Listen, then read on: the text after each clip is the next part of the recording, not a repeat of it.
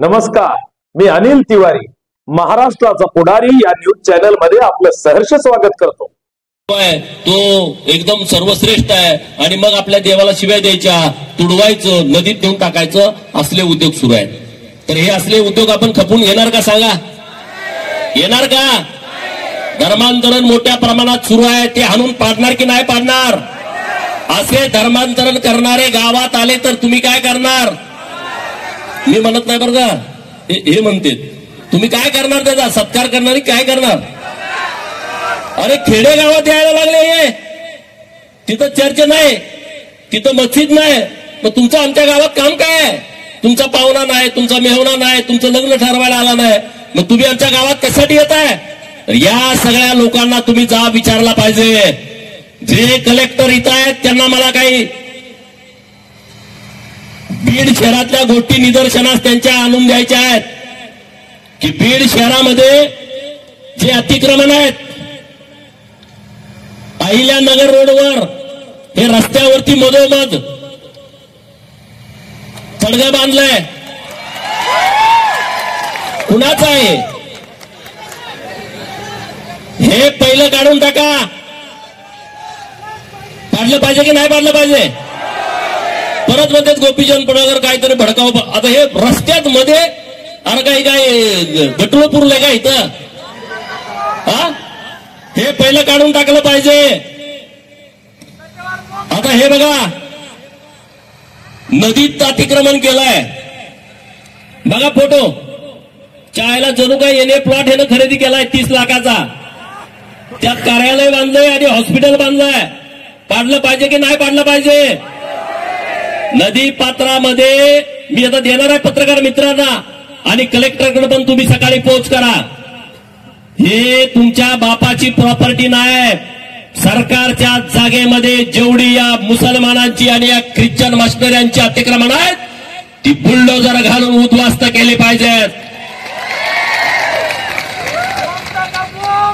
मारुती मंदिर, आमचा हनुमान आणि त्याच्या पुढे मटणाचे शॉप चालतंय काय? पोलीस आणि गदा या मटन शॉपवाल्याच्या डोक्यात घाला हनुमानाची, त्याला हकलून द्या। आमच्या देवाची विटंबना चालणार नाही, हे असला खपून आम्ही बीड शहरामध्ये घेणार नाही। एक ना अनेक विषय, बशीरगंज रोडला हे अतिक्रमण सरकारी जागेत, सरकारी जागेतली अतिक्रमण, स्लॅब टाकलेत, प्लास्टर केलेत, कलर मारलेत, हे सगळे हटवले पाहिजेत माननीय कलेक्टरांनी, नाहीतर आम्ही सभा करून गेलो परत काय नाही। मी डिसेंबरच्या अधिवेशनामध्ये हे सगळे प्रश्न मांडून त्याचं उत्तर घेणार आणि जर कारवाई नाही झाली तर त्या अधिकाऱ्याला जबाबदार धरून त्याच्यावरती कारवाई करण्यासाठी मागणी करणार। आता हे बघा, अहिल्यानगर रोडचं नॅशनल हायवेचं काम बंद आहे, काढलं पाहिजे की नाही काढलं पाहिजे? बालाजी मंदिराच्या समोर अतिक्रमण केलंय, केलं की नाही बॉस? आणि हे तुमच्या मशिदीजवळ केलं तर चाललं असतं का रे? परत म्हणताय तुम्ही आम्ही वातावरण तप्त करतोय, आम्ही वातावरण पेटवतोय। माननीय कलेक्टर महोदयांनी ही सगळी अतिक्रमणं देवाभाऊचा बुलडोजर फिरवून उद्ध्वस्त केली पाहिजेत, ही आजच्या आमच्या हिंदू सभेची मागणी आहे।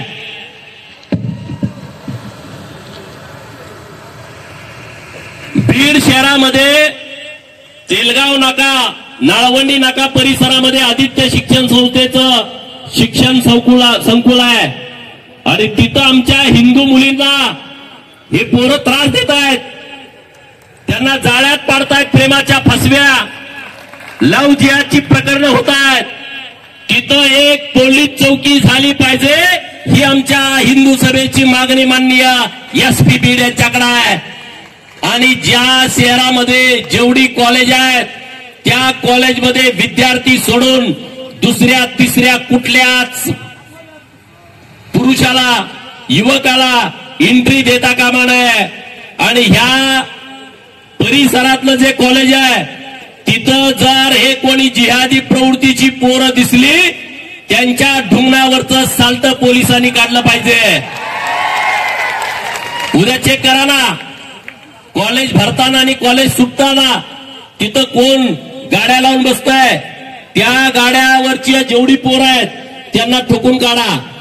जीन्स एकाची मागून आणून घातलेली असते, बूट एकाचा घातलेला असतो, गाडी एकाची आणलेली असते. खरं आहे, मी खोटं सांगत नाही. आणि फेसबुकला असा फोटो टाकते बुलेटवर पाय ठेवून. आणि त्या आपल्या पोरीला पण माझी विनंती आहे, तुमच्या पाया पडतो, हे इतकं मोठं षडयंत्र आहे, नीट समजून घ्या. नहीं हमारा भाभी का बेटा बहुत अच्छा है, बहुत अच्छा बोलता है, वो ऐसा नहीं है, ये हिंदू लोग जो काम करते हैं वो ऐसे ही बोलते हैं, ऐसा कुछ नहीं है. तुम्ही बघा, जिम मध्ये जाताना ट्रेनर कोण आहे बघा. जिम मध्ये आपल्या जर तरुण मुली जिम मध्ये जात असतील त्यांना समजावून सांगा, योगा करा घरात, तिकडे जिमकडे जायची आवश्यकता नाही. हे फसवतायत, हे तुमच्यावरती अन्याय करतायत. श्री क्षेत्र मन्मथ स्वामी कपिलधार देवस्थान इथं जी आपली मंदिर आहेत तिथं छेडछाडीचं प्रमाण वाढलंय. ते माननीय एसपी साहेबांनी या सगळ्या बाबीची गंभीर दखल घ्यावी आणि त्यांच्यावरती कडक मधली कडक कारवाई करावी, हे आमचं या हिंदू सभेचं म्हणणं आहे. कंकालेश्वर येथे महादेवाचं मंदिर आहे आणि त्याच्या बाजूला पण या जिहाद्यांनी अतिक्रमण केलंय. मी सगळ्या ठिकाणी गेलो नाही, पण मी सगळी माहिती घेऊन तुमच्या समोर बोलतोय. तुम्ही शहरातली लोक आहे, तुम्हाला हे सगळं गावातली काय परिस्थिती आहे याची सगळी माहिती तुमच्याकडे आहे. आणि म्हणून मला तुम्हाला विनंती करायची आहे,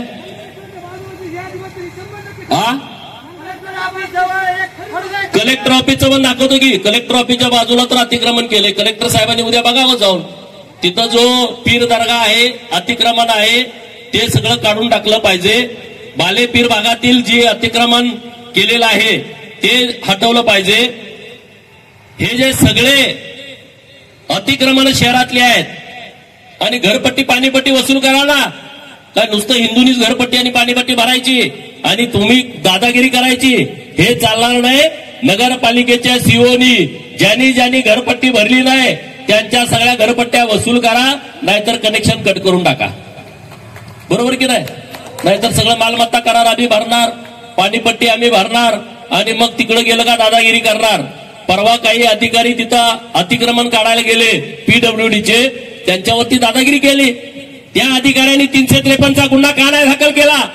करा ना या सगळ्या लोकांच्या वरती 353चा गुन्हा दाखल आणि त्यांना जरा जेलची हवा खाऊ द्या. त्याशिवाय त्यांना इथलं कायद्याचं महत्व कळणार नाही. ही मागणी आपल्या या सगळ्या आज हिंदू सभेच्या माध्यमातून आम्ही बीड शहराकडे करतोय. संग्राम बापूंनी खूप सांगितलं भारी. परवा अहिल्यानगरला जी सभा झाली त्यामध्ये हे म्हणतात आम्ही अहमदनगर म्हणणार. अरे अहमदनगर कसं म्हणणार रे? कायद्याच्या देशामध्ये राहता तुम्ही. काय तिकडे इराणला, इराकला, पाकिस्तानला, तुर्कस्तानला तिकडे राहायला नाही आहे. तुम्ही महाराष्ट्रात मध्ये राहता, तुम्ही भारतामध्ये राहता. कायद्यानं बदलून टाकलं. महाराष्ट्र सरकारने निर्णय केला अहमदनगर चालणार नाही, अहिल्यानगर. औरंगाबाद चालणार नाही, धर्मवीर छत्रपती संभाजीनगर. उस्मानाबाद चालणार नाही, धाराशिव. इस्लामपूर चालणार नाही, ईश्वरपूर. कायद्यानं तुमच्या उद्या कपाळावर सुद्धा अहिल्यानगर लिहायची वेळ येईल. तुम्ही असल्या मस्तीमध्ये जाऊ नका.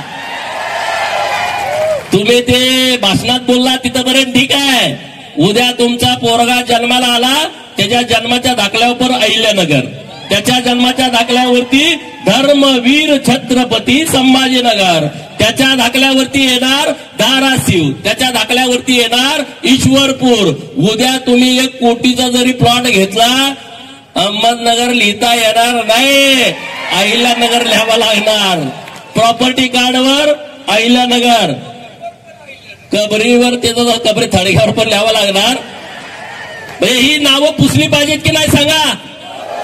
मुघलांचं, निजामांचं, औरंगजेबाचं, अफजल्याचं, शाहिस्तेखानाचं, अशी जिथं जिथं नाव आहेत ती पुसली पाहिजेत की नाही पुसली पाहिजेत? हात वर करून सांगा, पुसली पाहिजेत का? आणि म्हणून मी आज मागणी करतोय, बीड जिल्ह्यामध्ये धारूरला जहांगीर मोवा नावाचं गाव आहे. अरे कुठला जहांगीर? इथं चालेल का? चालेल का? नाव बदललं पाहिजे की नाही बदललं पाहिजे? हे बघा, बीड तालुक्यामध्ये, शहर बीड तालुक्यामध्ये शहाजहानपूर लोणी नावाचं गाव आहे का नाही? प्रत्येकाच्या मनामनातील, मातीच्या कणाकणातील आपल्या व आपल्या हक्काची ललकारी महाराष्ट्राचा पुढारी पाहण्यास विसरू नका.